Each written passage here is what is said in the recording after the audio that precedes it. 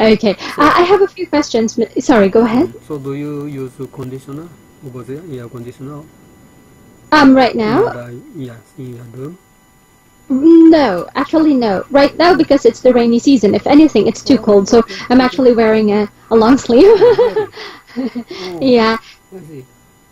and I'm a little worried or nervous because the rain is still constant. It's not too bad right now, but last night it was pouring like crazy. I was calling someone on the phone, and the rain was just pouring so hard, like, hello, can you hear me? Because the environment was too loud.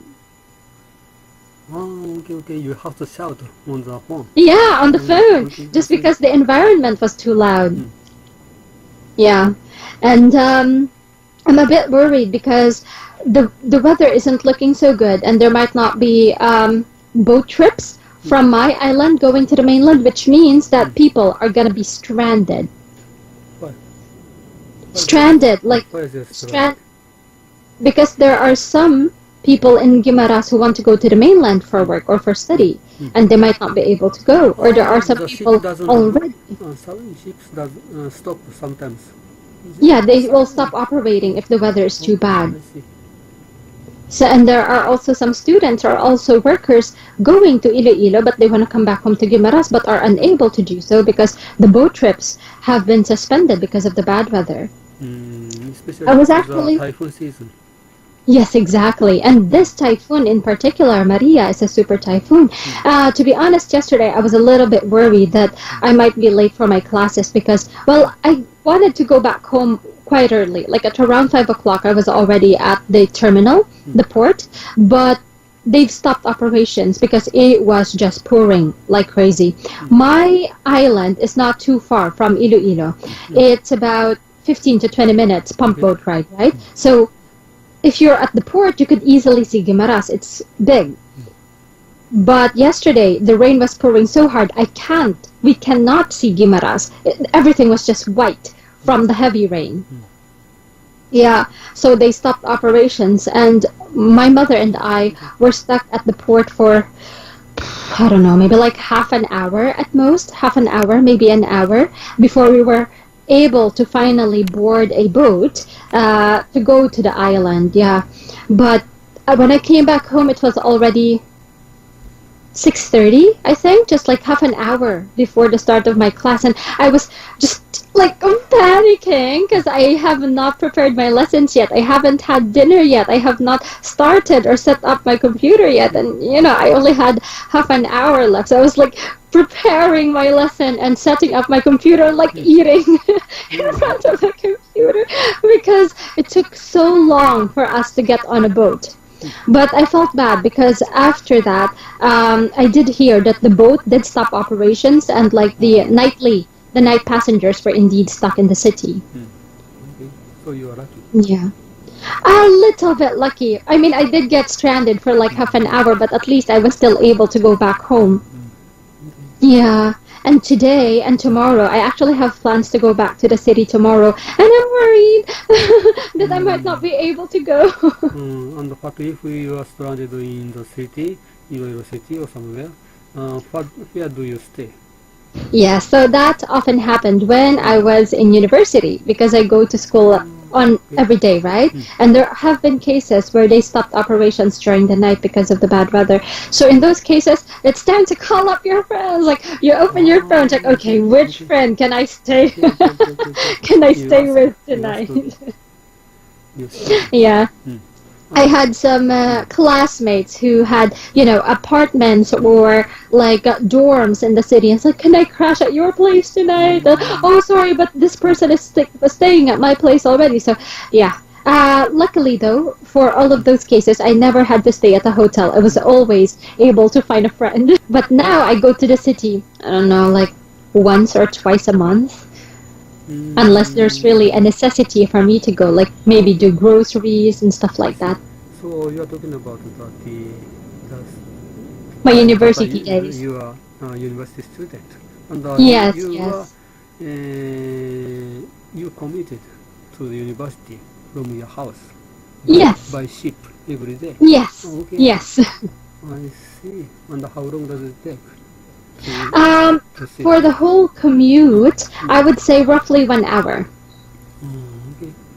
Yeah. So, but our classes start very early. So the earliest class in university starts at 7, and about 1 hour travel, which means that I have to leave before 6, which means that I get up at 5.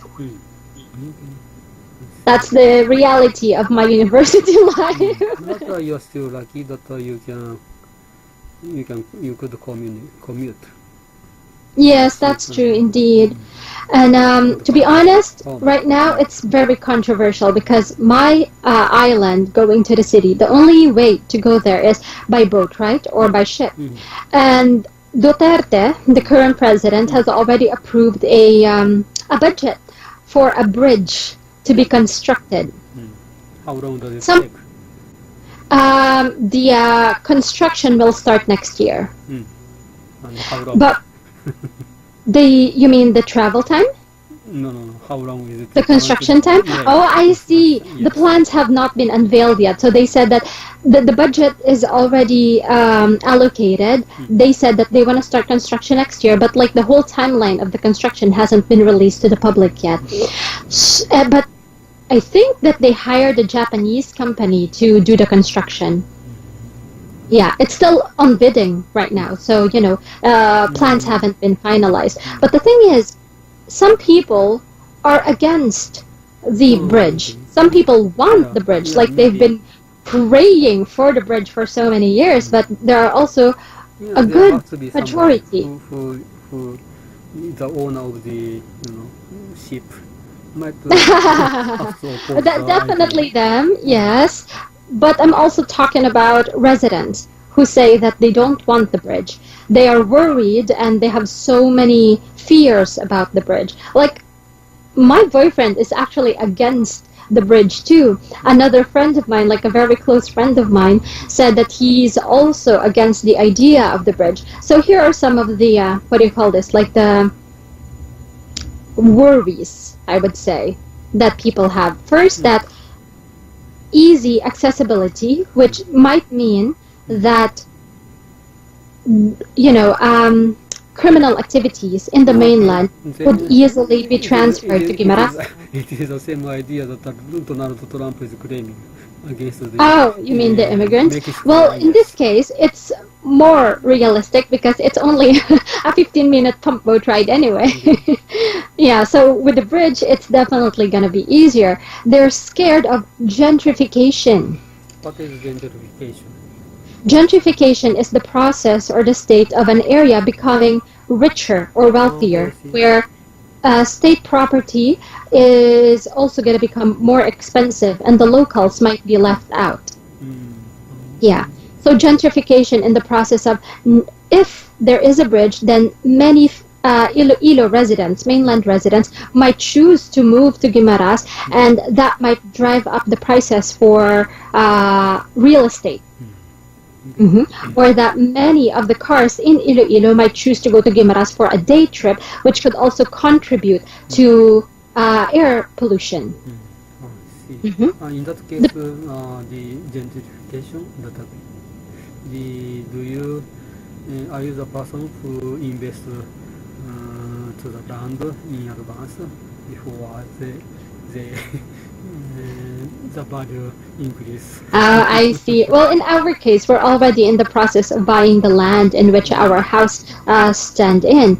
But it could be a problem, Mr. Kashita. I mean, I've seen it happen. I mean, even in Japan, it's happening because there are too many Chinese businessmen wanting to buy properties in Japan, and they pay more money compared to the local population, and the local population now find it difficult to compete with the wealthy businessmen from outside. So people are scared of that. People are scared of the illegal activities coming to Guimaras, and they're scared that, well, the Guimaras, as you see, is a very small island. It is, I would say, not urbanized at all. Like I said before, we don't have malls here. And they're scared that if we let too many people coming from the city with their development to come to the island, that there might be too much wealth inequality. people do not want the Guimaras to be urbanized, like Yes. city. Even the government does not want Guimaras to be urbanized. It's a challenge for them. It's a challenge for them to build the bridge for easy accessibility, but at the same time to maintain the quality of life that Guimarães enjoy.